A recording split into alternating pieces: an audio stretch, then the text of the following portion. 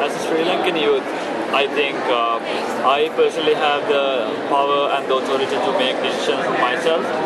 But still, in terms of health and education, there are certain barriers where actually I didn't have the power or the freedom to make the decisions for myself. In terms of education, it's more parents' decisions where the children are living.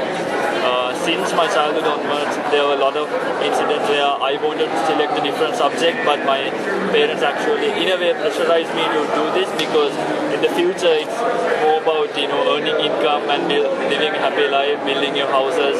So yeah, one of the examples was that I was very much involved in community work since my schooling, but then I won a scholarship to do SEMA, which is a management accountancy qualification. But I was not that happy because I was not interested in SEMA, but yet my parents actually pushed me to do SEMA. But on the halfway, I realized that I'm not the person with the numbers. So then I shifted to social work.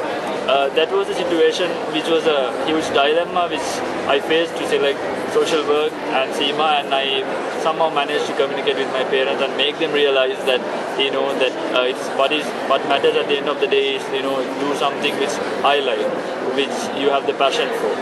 And in terms of health, in terms of physical health, yes, you have access to health services in Sri Lanka, but in considering the sexual and reproductive health, you rarely have.